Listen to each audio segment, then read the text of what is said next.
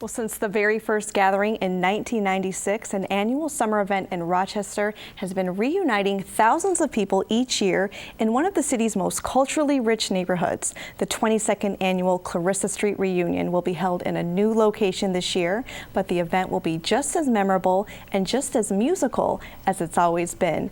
Jose DaCosta and Melvin Henderson are co-chairs of the Clarissa Street Reunion Committee, and they're here to tell us what's in store this year. Thanks for coming on, guys. Thanks for having us. Thank you for It's having nice us. to have you again. Just give us a little background on the Clarissa Street Reunion.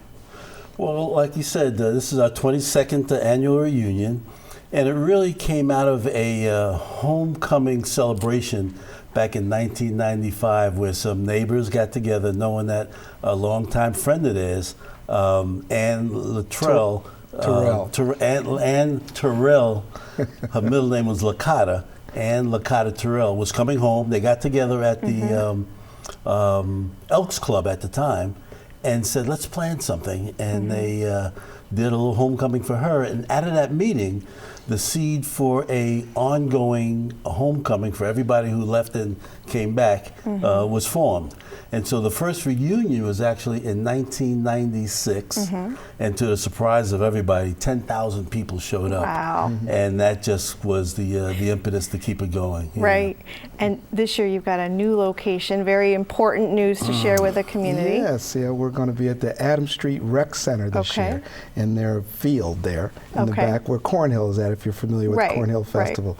And there's a lot of reasons for it, but we're excited it's going to happen, you know. But basically, we're downsizing a little bit based upon different factors, one of them being the new construction that's going on in that area. Sure. And other things. We looked at the construction on 4th Street as an opportunity to kind of make some changes and see whether or not those changes would be well received and result in a different feel.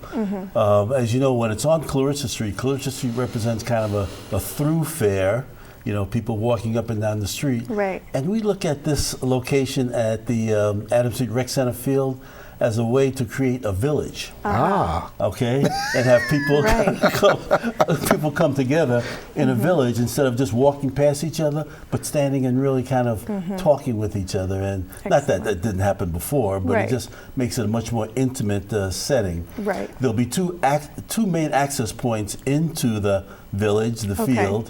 One will be off of Adams Street, where the parking lot is, and then the other will be off of Edinburgh on the other side of the field. So it'll be a very nice, intimate park-like setting, and we're excited about it. And Mel, will there be a parade this year? There will be a parade, mainly, well, basically the same route as before, except it's going to be a little shorter, coming right into the park from. Actually, it's actually gonna gather at the intersection of Clarissa and Troop. And Troop Street, Gather at 10. We're gonna step off at 11. And then it's gonna go down Clarissa Street to Edinburgh, make a left on Edinburgh, as Mel said, then come into the field off of Edinburgh. And what will people find at this year's reunion? What's in store? Well, there's a couple of different things we're going to have. Actually, alcoholic beverages sold here in 2 beer gardens that are on the field themselves. One is going to have beer. Well, both of them have beer, like wine slushies and those type of things. And you know, people will get banded and go ahead and buy their beverage, and they can walk around a certain perimeter of the field. This is new to the This is new. Yeah, we tried it once before, and it was successful, but we just never got back to it again. You know. And there's going to be some more youth type things in the one of the things we're going to have is a youth corner that will be, if you look at the field aerial view down, you'll see a diamond. There's a baseball diamond there. Well, behind the beer garden and the fencing that defines the beer garden will be a kids corner, we're calling it, which will have a water slide, a house, a bounce house, dunk tank where Mel's going to sit up on that tank and kids are going to throw things at him and try and dunk him. You said you were going to sit there. No, he got that wrong. So a lot of activities, and those activities will be right adjacent to the playground activities that are already at the field. So it's going to be a nice area for young people Something to for have everyone. fun. Yeah. And how about music? How many stages do we have this year? There's going to be 2 stages this year, and as opposed to 4. But we combine the R&B and the jazz stage together. Okay. And there's going to be 10 artists, and one of the headliners will be Daniel Ponder. Excellent. And Jimmy Highsmith, Joe Beard representing our blues contingency from Rochester. And then adjacent to that, we have the gospel stage. Okay. Okay, and there's going to be almost 15 acts on that stage, running from 2 in the afternoon till 7, and that's going to represent many of the churches and the choirs and things that go on. A lot of great choirs. Yeah, so it should be fun. Yeah, it will be. That gospel stage will be set up in the parking lot of the Adams Street Rec Center. So there'll be vendors around the perimeter of the parking lot. People will gather in the parking lot, and the stage will be on one end of the parking lot. Sure. The main jazz stage, as Mel said, the Matt McDonald stage, we call it, will be located. McDowell will be located in the field, and will provide the jazz and R&B. Right. Yeah. Will there be any activities on Clarissa Street this year? Yes.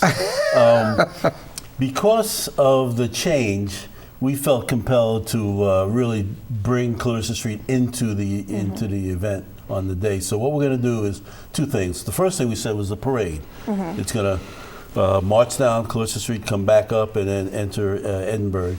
But then the second thing is we're going to do Clarissa Street tours. And what that is we're hiring a 12 to 14 person limousine service. Nice. That's going to depart from the parking lot of the Adams Street Rec Center. It's going to go down Adams Street to Clarissa, up to the intersection of Clarissa and Troop, and then back down to Edinburgh. It's going to do a loop of the Clarissa Street. And what that loop what we'll do is there'll be a tour guide on the bus designating the various points of interest that some buildings may still be there, most of them will not have been there, will not be there. And they'll designate those historical landmark sites as they do a 30-minute tour. So we're excited about that. The tours will run from 12 noon to 6 o'clock on the day of the reunion. Okay. Yeah. And is there art being displayed or somebody? Okay, yeah.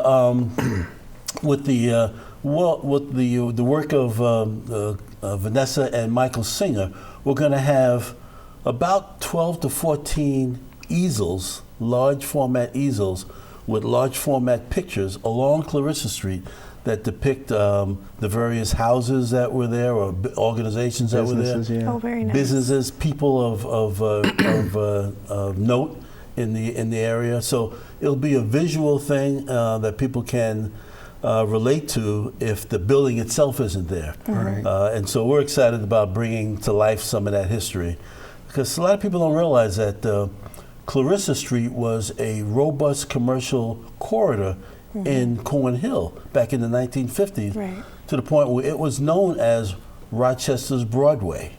If you go up and down Clarissa Street, you don't appreciate that now. So we want to start to bring that back. It was quite something. And I mean, restaurants, lived it, black-owned hotels, black-room billiard rooms, and well, a lot of clubs. You know, one of the main ones being the Pithod itself.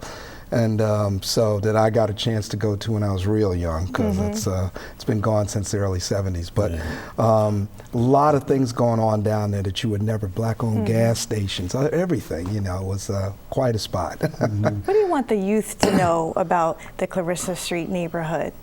They didn't grow up in that time. Yeah. What do you want them to just leave that, feeling? what I just mentioned, you know, a lot of the history that goes along with some of the buildings and people and the businesses that were going there. There was, you know, all our physicians, black physicians and doctors and funeral homes were all in that neighborhood, you know. So it was quite it's something to realize, you know, because you really don't have that now, you know. Okay. Yeah, that's going to be a major increasing initiative for us to talk about the distant history, which includes, for example, the founding of the AME Zion Church back in 1830. Right. Thomas James, you know, founded the church in 1830, and then it is the longest standing African American establishment in Rochester.